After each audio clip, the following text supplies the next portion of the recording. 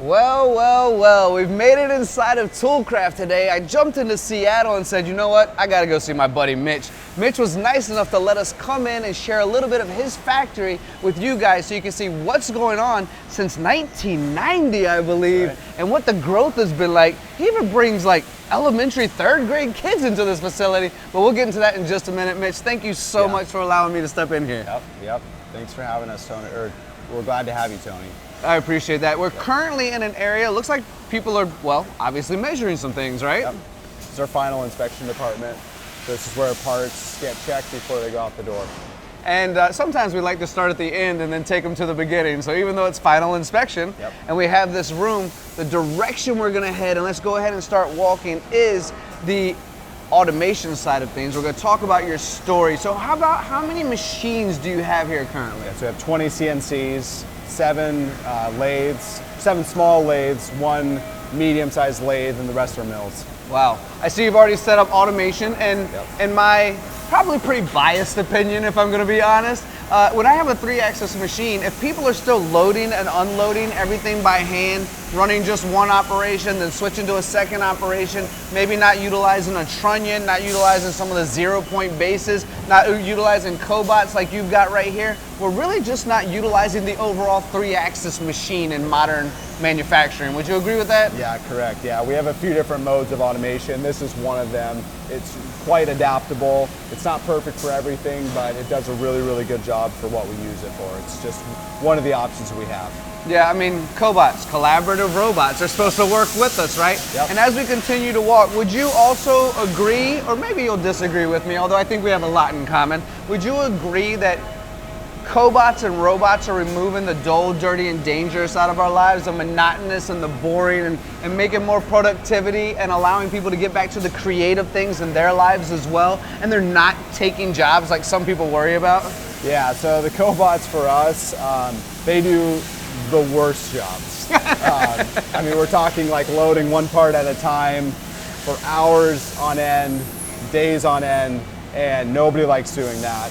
Those cobots, they'll just keep loading the parts throughout the night, and the folks that are setting up the cobots and working with them really enjoy that side of things because it's new skills for them.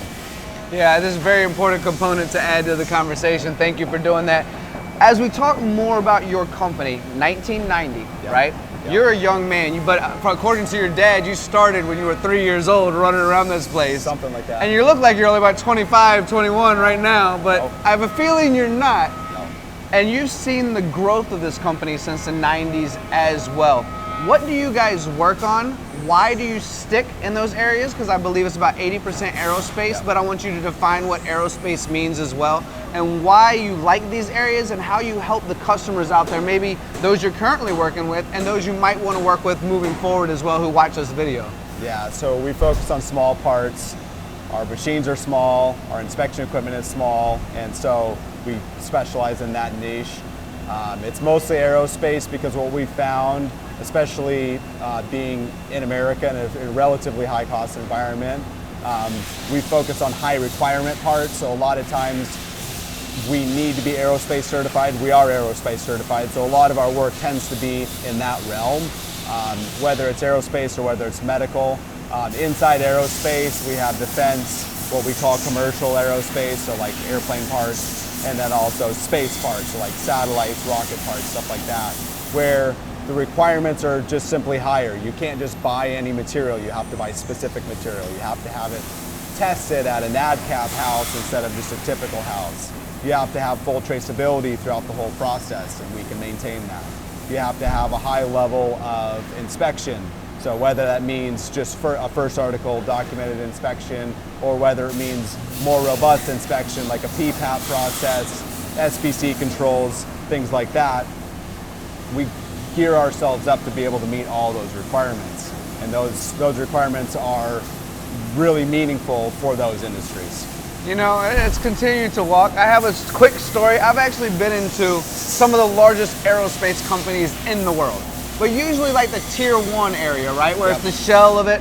And they often make little jokes about, our tolerances are not that tight, and I'm not even sure if I want to fly in a plane. But when you get to the small stuff like what you're talking about, how important is the reliability of being able to repeat a process at high precision with what you do?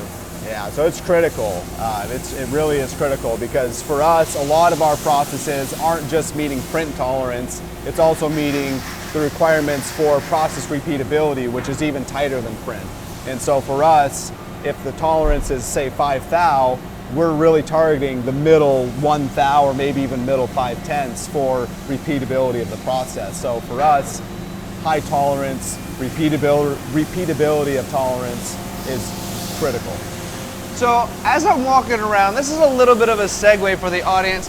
For everyone watching, have you noticed when you look around this shop how young most of the people are, or am I just getting old? I'm not sure what's happening. Maybe a combination of the both, but do you notice how young people are? Are you doing anything special to bring people through your system to get people in on this labor shortage that so many people are complaining about? Yeah, so we embrace youth. We hire a lot of folks that start in high school. A lot of times they start part-time, and then they have apprenticeship options that we present to them.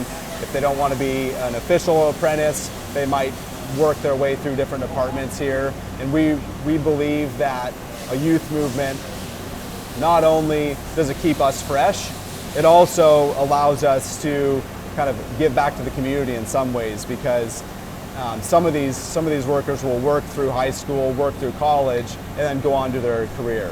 And we're able to give them some exposure to the working world while they're in school. Mitch, that's incredible. Let's continue to walk. Is it true? I think I heard a rumor. It's true that you even had some third graders coming through here and you give them like little gifts, you know, doing some laser engraving or something like that. Are you even bringing third graders through here? Yeah, so that was a joke. I went to parks at a zoo, by the way, when I was in third grade. Yeah, so it was just an exposure to manufacturing was what that was. So we embrace school tours, exposing some of these kids to the world of manufacturing. Well, thank you for doing that, first of all. We're going to go ahead, I think, more or less and end this tour right over here. I mean, and what better than looking at the Citizen machines in order to do that? Yeah. I know this is some of your bread and butter. I know that you have great relationships with the folks who sell this. I mean, Spinetti is second to none when it comes to customer service. As we start to close out this conversation, we talk about, you know, the average age here being so young. We talk about your critical components in aerospace. We talk about the legacy of the company being around from the 90s. I kind of like to pull on your heartstrings a little bit, if you let me, please, sure. If you let me. And just let me know what manufacturing means to you, because there's still this stereotype out there, and you look like a young man, but there's a stereotype out there of, you know, my son or my daughter is a doctor. My son or my daughter, they're in law school. We make everything on this planet, and I know it matters to you as well to kind of convey these messages. Speaking with your father, who's been doing it for a while, he and I have some similarities where we could look at a board and go, I don't get it. Then we touch a machine and go, now I get it, right? This hands-on type of thing. And it doesn't, you know, one of my favorite quotes actually is, you know, if you judge a fish by how it can climb a tree, you'll think it's an idiot. You know, and I think it's important to understand we all learn differently. So what does manufacturing mean to you since you started running around this place in diapers, right? And now you are the grown man that is helping support the continued legacy of your father's shop.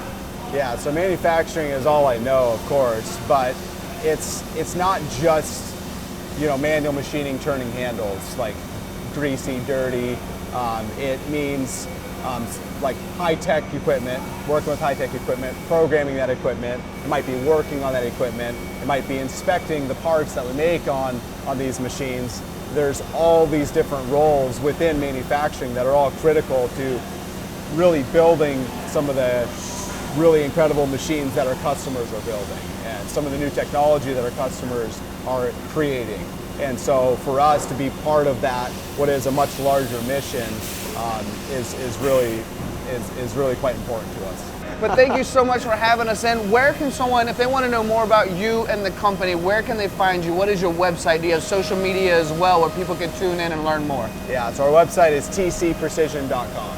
And there you can find our equipment list. You can find some of the parts that we specialize in and more about our company.